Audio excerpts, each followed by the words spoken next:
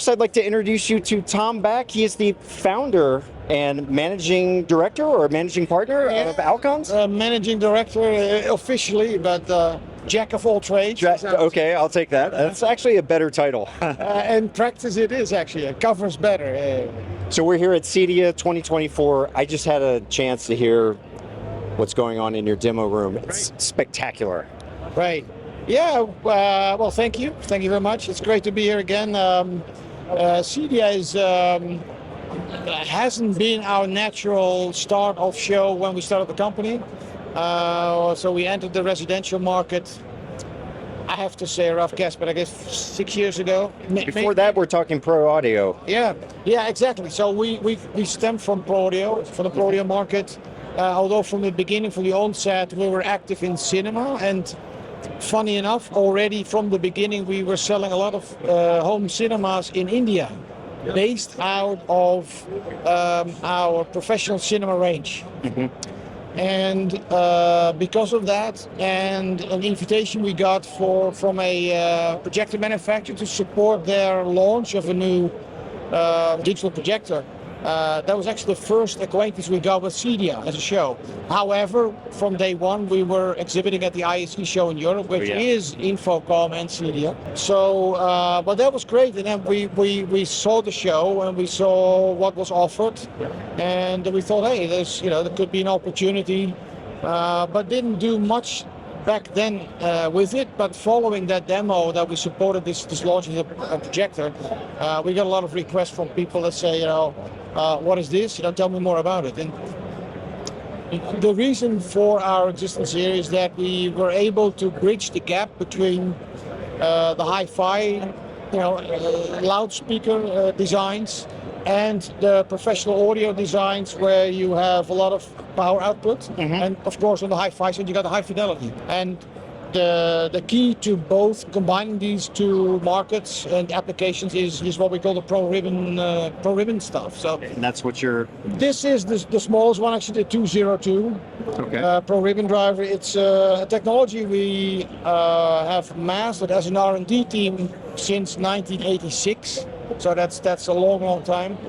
But as a company, we're existing now a bit more than 20 years. And we started with this technology.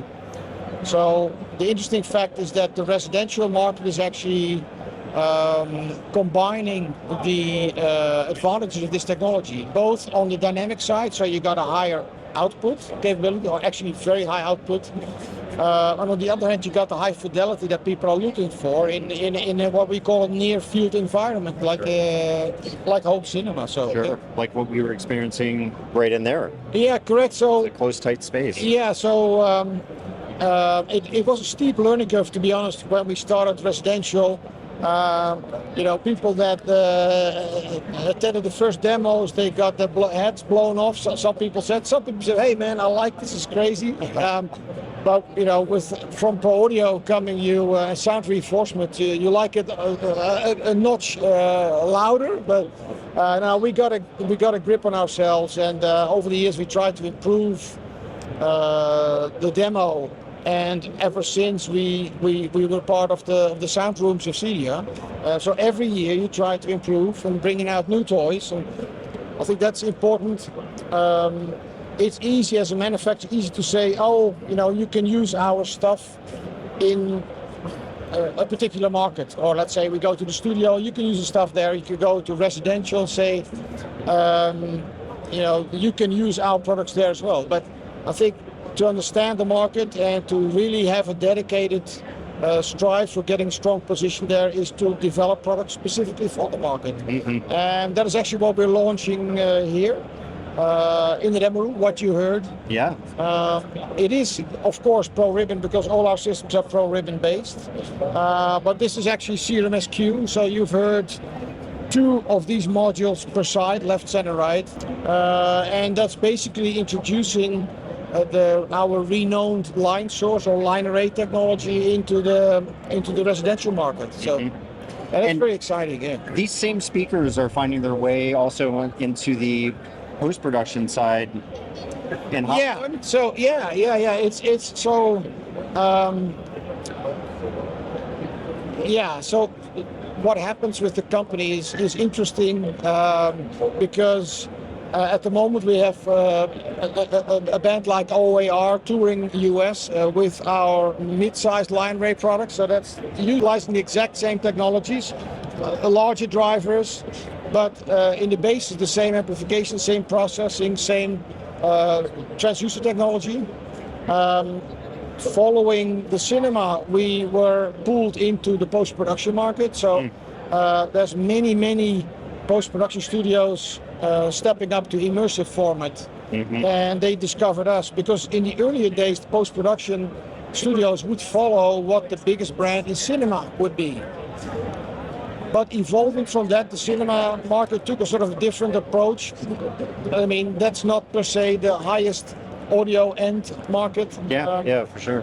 And the studio said, we need to keep up with immersive formats, with what I always call 192 kilohertz digital audio, lossless, all of those things, and that was not covered by the cinema market. So they decided to focus more on studio-related products. And again, in a mix stage, Dolby Atmos stipulates certain headroom. And if you want to stick to high fidelity and headroom, then there are not a lot of alternatives. So that's how we got into that market. Sure. Have you gotten any feedback directly from the technicians that are hearing these speakers all the time? What are they telling you about their experience with them? Yeah. So where to begin? I have to say, I think it's very important to explain that we're not the type of company that's boasting about the products ourselves. So we let the users talk about it. I just said OER. The engineer is doing Bonnie Raitt. He's doing so many fantastic artists. And for us, it's important that he can rely on our equipment and our sound quality. But this person Michael Larcy, puts his reputation of 30, 40 years live sound behind our product. That is massive. That's massive. So we can say whatever we like about our product, but that's quite obvious. Yeah. The real world use case is the best marketing for you. So that's why the show like CEDIA, where people can hear it. And we just say, this is what we do and see if you like it. In general, I have to say the response is overwhelmingly good. Oh, it's fantastic. It's very easy on the ears, despite high volume levels. Yeah. I'm not sure what the peak decibels are in that room, but I think there are peaks well above 100. I think so, yeah. It depends a bit on what mood Walter is in. But I mean, we don't pat ourselves on the back saying it's so loud, but I mean, there's a difference between so loud and clean. Yes. When you get up absolutely into upper decibels. Yeah. I mean, there's a lot to say, but the funny thing at the end of the day, it's in designing sound systems and try to raise the benchmark for audio, whether it is hi-fi, whether it's custom install, whether it is live sound. You have to focus on the brain. The brain is the only converter that we use. The sensors, the ears are the sensors. The brain has to convert the audio into an experience. And if you can stay away at any expense from distortion, you have a much better experience. If it's we were just actually 2 weeks ago here at Red Rocks with OER. Oh yeah. Yeah, and people were, even the audience was raving about the sound quality without us asking. So it's all of those things. People step into the room, they hear it, they rave about it, which makes us happy. I'm more critical. I'd like to have more to criticize. That's always the case. So when it's your baby, I can do a lot more with that. And people say I like it. I'm like, yeah, okay, that's nice. It's nice to hear. In all honesty. But, yeah. Before we talk about this, I just have to ask: did you go to the show at Red Rocks? Yeah, I was there. I flew in for the weekend. It's crazy, but Is that your first experience at venue? Yes, it was. Yeah. It's spectacular. It was spectacular. I mean, it for a number of reasons. The weather was great. Well, actually, before the show, it started to storm. That was hilarious. That was my experience the one time I've been there also. Yeah, I was like in the afternoon was hot and blue skies, and then right at the starting of the show. But no, the show itself was great. The location is super. It's awesome. But you could also tell the band had an excellent flow. Something that made me proud. Doesn't happen a lot, but right before the band went on to stage, they stepped up to me two guys and said, thank you for this great sound system, because my saxophone has never sounded this good on any system that I've ever wow. played on. So I was like, okay. And That's got to make you feel so, I mean, it's got to be an amazing experience. You have these world-class musicians telling you that, but then you get to see your own product in action in a world-class facility, for lack of a better word, but environment, I guess. Yeah. That's Yeah. Well, it's nice to see. I'm not the type of person, but that's a personal thing. I'm not the type of person that's very proud of himself or achievements. Always try to do better, but I'm humbled, really, literally, by the fact that the audience has a great experience, and the sound engineer can not only says it sounds great, but can literally say why he can do a better job with our tools, because we only make tools. We don't make the sound; they make the sound. Sure. We just make the tools, and that's a great moment for all of the folks that are working in the factory. All the guys, the R&D, the people, and believe it or not, we have a worldwide network of distributors around the world. And sometimes you don't even speak the language of the people, and you put on a track or a CD, and then both are like, wow, yeah, and then it unites, and you don't have a clue what they're saying. They don't have a clue what I'm saying, but it unites, and that experience is really cool. And if you can add to a better experience, that's just really rewarding, and because that's why we do it. So yeah. Fantastic. Okay, so back to this guy. Yeah. What's I don't know how to ask this. What's special about it? I mean, what are some of the technologies that you guys are playing here? So well, actually, it's exciting times. Specifically talking about CEDIA, RP22, and that is such a huge step forward. We come from Pro Audio, so we are used to quite a number of variables, parameters that are mentioned in RP22. So for us, it's great to see that being notified, being highlighted and emphasized as being important for the experience. First, coming back on this, it's what we call a Pro Ribbon line source system. Actually, we started with this type of product in the Pro already 20 years ago. Oh, okay. That was called QR36. It was a 1 meter tall, a 3 feet tall column, modular, and there's quite a few theaters and applications around the world that have 10 or 12 of these modules, so 10, 12 meters of sound. Wow.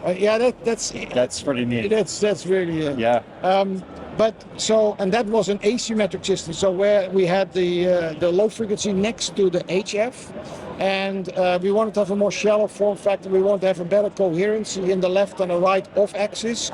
So then we designed a coaxial arrangement that became QR24. That still is a very important product in our range for the audio, for the sound reinforcement. But seeing also line source getting traction in the residential market, we said we've got all the stuff on the shelf, so let's see what we can do and bring to the table, and not only to bring something but also raise the bandwidth, raise the benchmark in CEDIA, in the residential at the CEDIA show with this thing. So it's called CRMS Q. The Q is for the high Q, the high directivity. Okay. It's a two-way design. And how it sets itself apart from other line source systems is, first of all, we utilize only 2 drivers. So this is a 12-inch Pro Ribbon driver. Okay. We call it the 1203. The 03 stands for the platform. We got 01, 02, 03, 04 platforms. They have different applications. It's a 12-inch driver, and we have a secondary, second 12-inch driver. Okay. Why is that important? To explain a little bit the coherency of a line array. So if you have multiple smaller drivers, then what you call the active frontal radiation, this is technical, the active frontal radiation, that means the percentage of the front of the cabinet producing actively sound. So this part is not producing sound. Of course, this is not producing sound. This is not producing sound. So if you take multiple drivers, the percentage of actively radiating sound is decreasing. You get more wood, you get more lip of the waveguide, driver, etc. So why is it relevant? Specifically on the high frequencies, the lesser active frontal radiation you have, the more side lobes are created. Now, side lobes is something, it goes too far to explain, but basically, if sound speakers are coherent and they couple with each other, then you have this sort of laser beam type of coupling. If at some frequencies the spacing between the different sources is too wide, then they don't couple anymore. So there's no gray area, then decouple, and they say we do not project forward, but we project up and down. Sure. Okay. And that's very difficult also. So why am I saying that? If you have the highest frontal active radiation, that means that you have no sound shooting in the ceiling, no sound shooting on the floor. So you have a super coherent waveform. Basic beaming sound. Beaming is what we call control, and that's very important in the vertical plane. So, and of course, the taller you make the arrays, the more control you get also in the low frequencies. Okay. There is a lot of technical stuff to be told in general about line source. It's not as simple as saying line source has 3 dB drop in decibels per doubling of the distance. That's simplifying something. Okay. I'm not going to make it too difficult, but it depends very much on the frequency. Okay. Anyway, so you have these two 12-inch two 12-inch drivers to get this high active frontal radiation way above 90%. So that's important. and these giant waveguides. Yeah. So we have waveguides. So we have a choice of 80 degree or 110 degree. So if you want to set the channel 110 degree and left and right 80 degrees, so you're very controlled to the critical listening area. Okay. Secondary, we have a patent also on the constant directivity control. That means the drivers work from 1 kilohertz to beyond 20 kilohertz. But to have every frequency the same directivity, which creates a very coherent, smooth sweet spot. We have the waveguide, we have a patent on this technology as well. So from 1K to 20K, you got 80 degrees. Or 1K to 20K kilohertz, you got 110 degrees. Very important for the off-axis audience that still wants to be in the sweet spot. Okay. It's a bit technical, but it's very relevant for the performance. Waveguide also, this assembly can be moved in increments of 5 degrees within the cabinet. So this is 0 degree. You can do a -5, -10, 5 and a +10, so you can stick the cabinet straight, but move the waveguide left or right to adjust to the audience. It's a really interesting material. It almost looks like plastic over top. What is the clear? Yeah, so this is just what you call gaze, I believe. That's just for protecting what you see, the yellow goldish. Yes, that's the diaphragm. And it's just to protect the diaphragm from dust or stuff going in, but nothing less than that.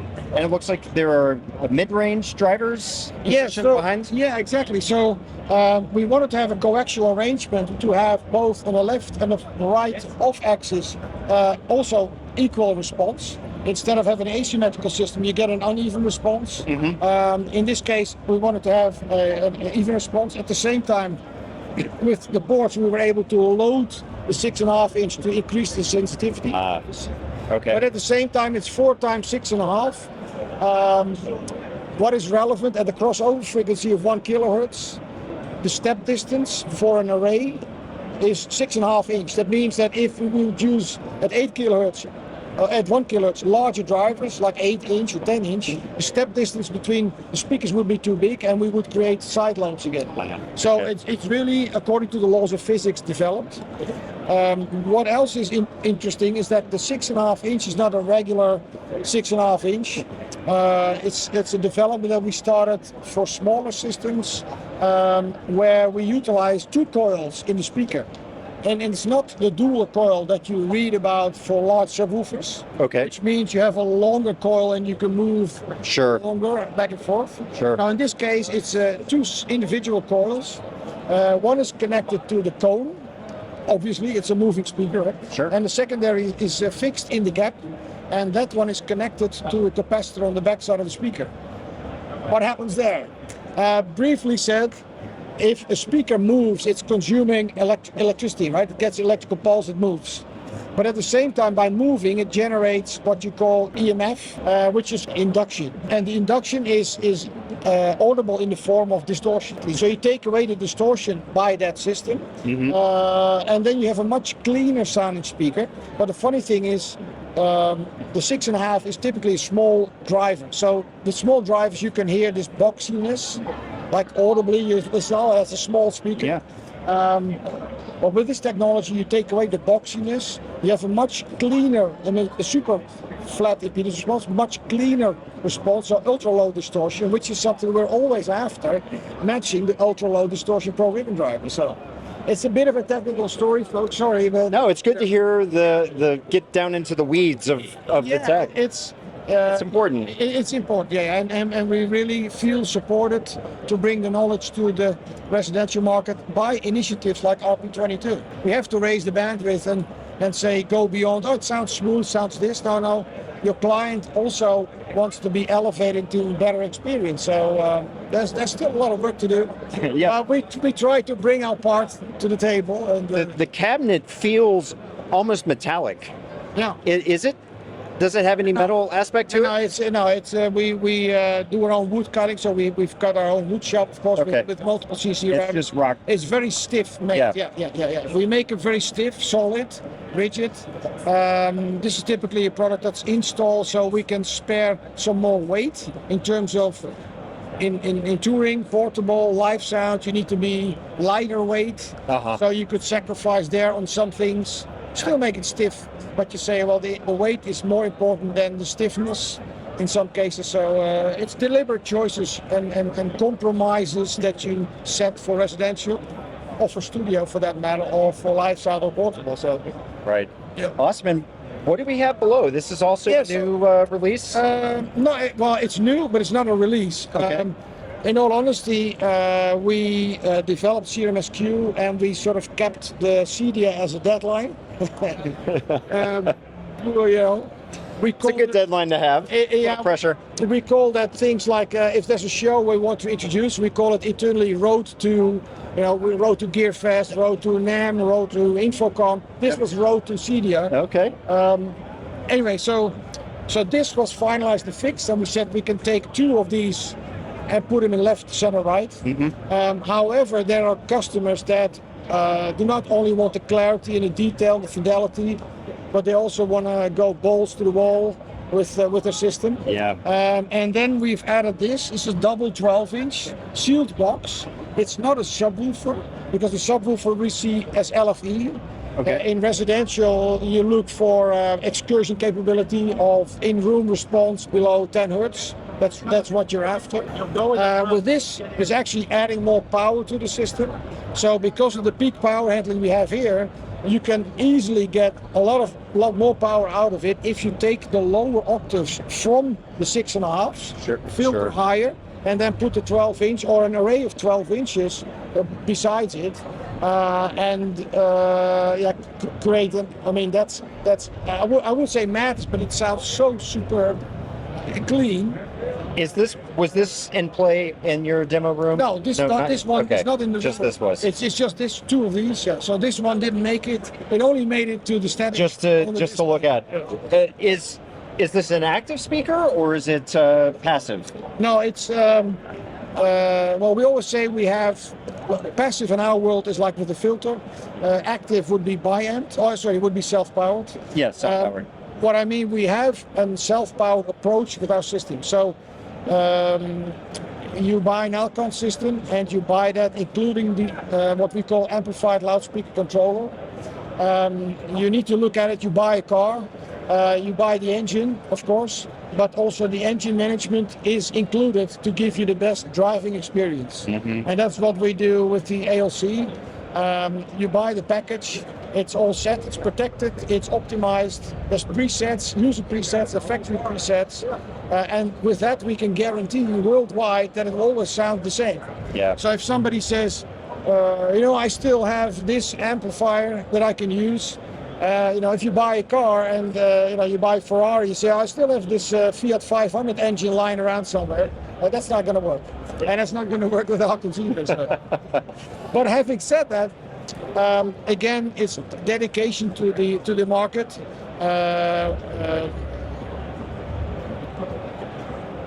With that package, people respond like, I still have amplification. Can't I use that? Because every 100-watt amp is the same, but it's by far not. We don't have the time to explain all of that, but there's a world of difference. Sure. Unfortunately, our speakers reveal everything. That means that you don't have an easy life because everything you put in front of it is audible. And I've been working through studio reference monitoring, and it was even worse because every change I made was audible. So you're like, oh, okay, we need to keep improving, which was a task in itself and a story in itself. Yeah. But so with the amplified loudspeaker controller, one of the comments we received also from residential is simply the cost per channel, right? So, and we're very high-end stages, but the amplifier was laid out and is laid out. It's called Sentinel, with the blinking eye. We've had it for years and still have it. It's in the program, but for residential, we're actually previewing, and you've been listening to it, a new amplifier platform. It's multi-channel. It's lower cost per channel by leaving out a lot of modularity. That's important in pro audio. But at the same time, we're able to also maintain the super high reference audio coming from the amp. So in terms of signal response, it's 96K native processing, 192 kilohertz input capability. Wow. 8 in, 8 out, so you're free to configure. It's about 700 watts per channel. That is previewed here. It's going to be launched a little bit later this year. In all honesty, this is pivotal for our position in residential. We're doing really well here worldwide. But to penetrate further, that was one of the points that we had to make and say, okay, how can we bring that to the market, but without sacrificing quality? You can't say to a customer, well, you paid less, so it sounds like shit, but you paid less. It doesn't work like that. Yeah, for sure. So that's why we did that, and still very excited to bring that to the market. And in terms of pricing, can you give us a ballpark on what something like this run? It's not set in stone yet, but it should be with all systems that we bring out. In this case, it should be very competitive. With the existing brands. I guess, in all honesty, what I forgot to say, and you mentioned about passive. This system is passive filtered. So you run 1 box, 2 box, 3 box out of 1 amp channel. So if you compare that to the other colleagues that offer a similar product, but it's all bi-amp, you need double channels. So in terms of cost of a system, we could talk about the cost per box or per cabinet or per system. But if you take the whole system into the equation, then I think we're even cheaper than the rest. Wow. Never thought I would say that. Well, that's pretty cool. Well, we try to be cost effective. With the technology and the performance our systems have, it's easy to say, we're in a sort of esoteric level, but then you wouldn't get the penetration that we're after. So, and you want to make everyone happy, right? So, that's what we try to do. So, Fantastic. Well, thanks for the deep dive. Sorry, folks. No. This is exactly what we're all here for. We love hearing this stuff. Appreciate you taking some time out of your day. I know you guys are really busy. It's just. It's a good way to be, though, here, right? Yeah, absolutely. You want to be busy and not busy. Excellent. Well, listen, thank you so much.